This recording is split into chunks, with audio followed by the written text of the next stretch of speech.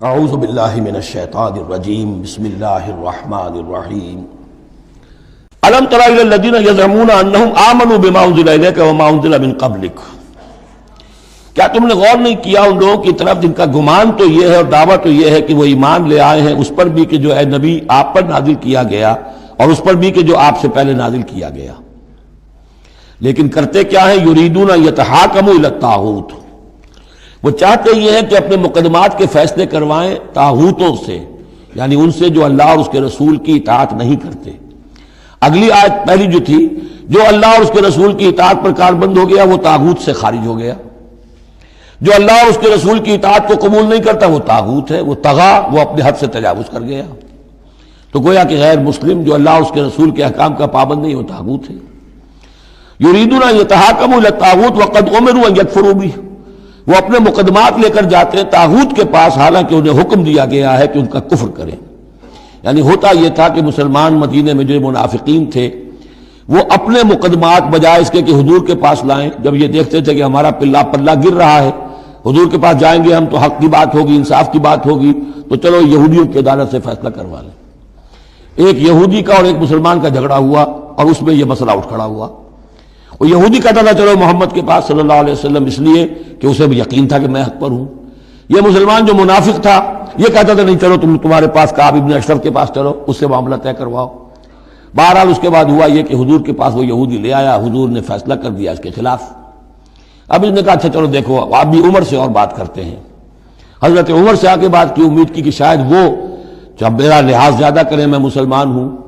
وہ یہودی نے بتا دیا حضور تو یہ فیصلہ کر چکے میرے حق میں اور یہ پھر یہ یہاں آیا ہے۔ انہوں نے آؤ دیکھا نہ تاؤ تلوار لی اور گردن اڑا دی کہ جو محمد کے فیصلے پر راضی نہیں اور مجھ سے فیصلہ کروانا چاہتا ہے اس کا فیصلہ یہ ہے۔ اس پر واویلا مچایا، آئے چیختے چلاتے ہوئے اس کے گھر والے، اس کے اہل و عیال کہ ہم تو بس یہ چاہتے تھے کہ کچھ مصالحت ہو جاتی، آپ نے فیصلہ دے دیا تھا تو کوئی مصالحت ہو جاتی تو اچھا تھا، راضی نامہ ہو جاتا، اس لیے گئے تھے۔ وہ واقعہ ہے جو بیان ہو رہا ہے۔ وَيُرِيدُ الشَّيْطَانُ أَن يُضِلَّهُمْ ضَلَالًا بَعِيدًا، شیطان چاہتا ہے کہ انہیں گمراہ کر دے، بہت دور کی گمراہی میں ڈال دے۔ وَإِذَا قِيلَ لَهُمْ تَعَالَوْا إِلَىٰ مَا أَنزَلَ اللَّهُ وَإِلَى الرَّسُولِ، اور جب ان سے کہا جاتا ہے کہ آؤ اس چیز کی طرف جو اللہ نے نازل فرمائی اور آؤ رسول کے پاس چلو، مقدمہ طے کراؤ۔ رَأَيْتَ الْمُنَافِقِينَ يَصُدُّونَ عَنْكَ صُدُودًا، تو اے نبی آپ دیکھتے ہیں کہ یہ منافق رکتے ہیں آپ کے پاس آنے سے، کنی کتراتے ہیں۔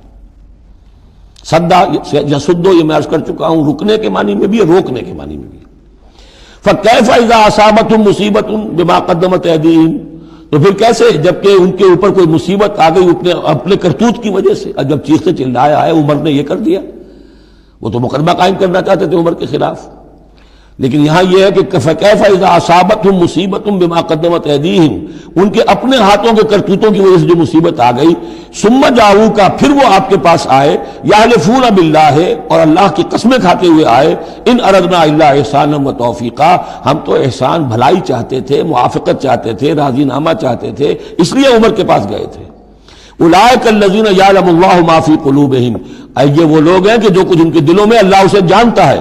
فاعرض عنہم، تو اے نبی ان سے آپ رخ پھیر لیجئے، وعظہم، اور ان کو ذرا نصیحت کیجئے، ڈانٹیے ڈپٹیے، وقل لہم فی انفسہم قولا بلیغا، اور ایسی بات کہیے ان سے جو ان کے دلوں میں اتر جائے۔ اس آیتوں کے اترنے کے بعد حضرت عمر رضی اللہ تعالیٰ عنہ کو حضور نے پھر بری قرار دیا کہ اللہ کی طرف سے ان کی برات آ گئی ہے، توثیق آ گئی ہے، اور کہتے یہ ہیں کہ اسی دن سے ان کا لقب فاروق بنا ہے، پھر حق و باطل میں فرق کر دینے والا۔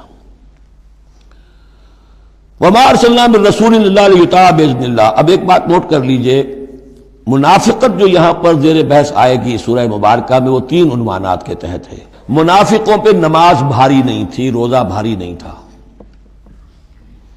تین چیزیں بھاری تھیں۔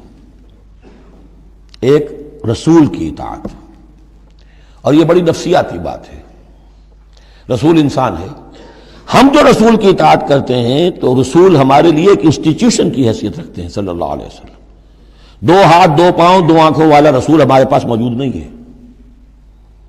ان کے سامنے انسان موجود تھا، اس کے بھی دو ہاتھ ہیں، اس کے بھی دو پاؤں ہیں، اس کی دو آنکھیں ہیں۔ انسان کی اطاعت کرے یہ بہت مشکل ہے، جیسا کہ جماعتوں میں ہوتا ہے۔ امیر کی اطاعت سے زیادہ بھاری کام کون سا ہے؟ بڑا مشکل کام۔ اپنی رائے کو پیچھے ڈالیں تو امیر کی رائے پر چلیں. ایک تو ان کے جس کے دل میں یقین تھا کہ یہ محمد صلی اللہ علیہ وسلم، یہ محمد ابن عبداللہ تو ہیں جنہیں ہم دیکھ رہے ہیں، لیکن حقیقتاً میں جو ایمان لایا ہوں وہ محمد الرسول اللہ پر لایا ہوں کہ اللہ کے رسول ہیں.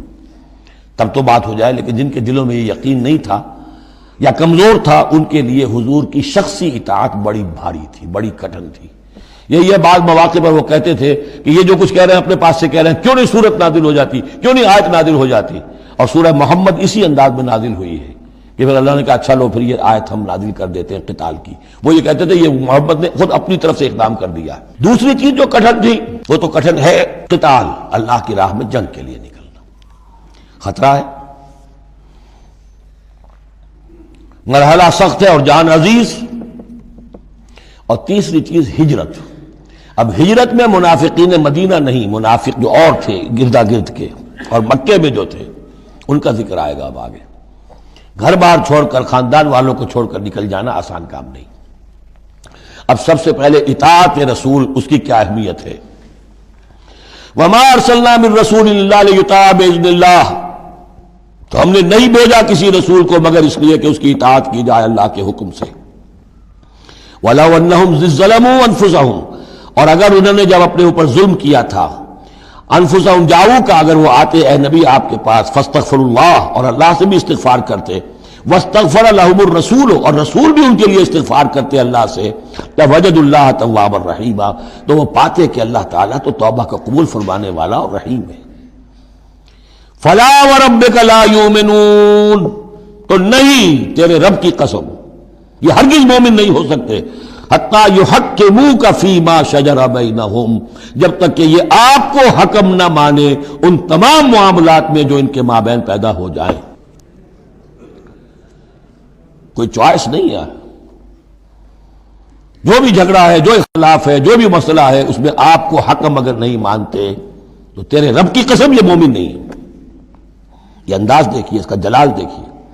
فلا وربک لا یؤمنون حتی یحکموک فیما شجر بینہم ثم لا یجدوا فی انفسہم حرجا مما قضیت، اور پھر یہ کہ جو فیصلہ آپ کر دیں اس پر اپنے دل میں تنگی محسوس نہ کریں.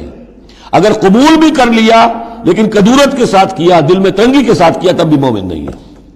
وَيُسَلِّمُوا تَسْلِيمًا، اور سر تسلیم خم کریں جیسے کہ سر تسلیم خم کرنے کا حق ہے. صدق اللہ العظیم.